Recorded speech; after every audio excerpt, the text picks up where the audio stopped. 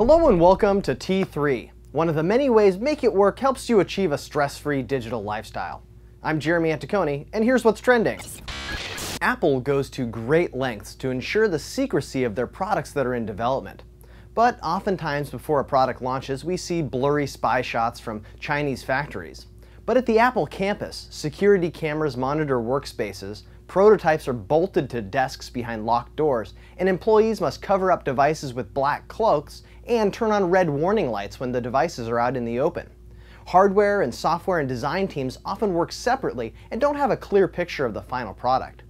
Why would they go to such lengths? Well, the media frenzy that surrounds their new product releases, their invitation-only media events with Steve Jobs' showmanship on stage, all add up to millions of dollars of free publicity. Unfortunately, when human beings are involved, there's no such thing as perfect security.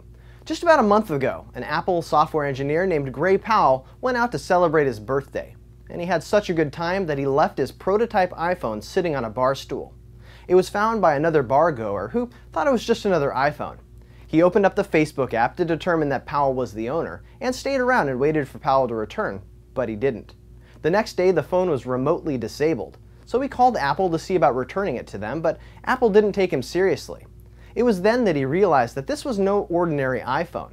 He took apart the case and found that it was completely different. Even though it was disguised to look like an iPhone 3GS, it definitely wasn't.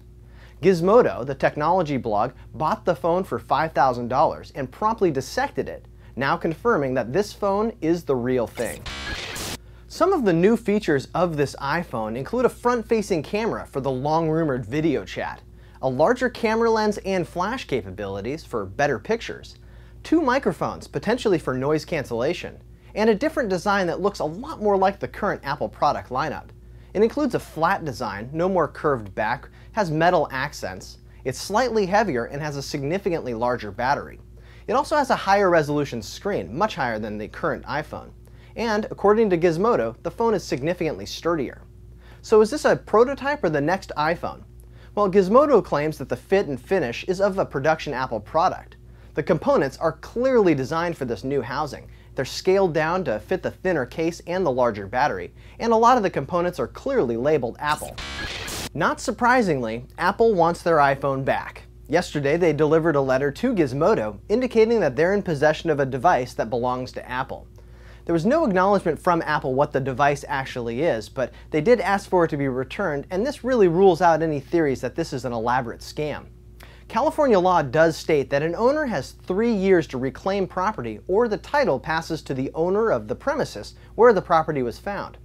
Gizmodo, of course, is complying with Apple's request and has made arrangements for the iPhone to be returned. This may just be a prototype and may not be the finalized product. Many companies do leak false information to build hype or to throw competitors off. However, with everything that we've seen, including the fit and finish of this device, I'm betting we'll see this device announced in June.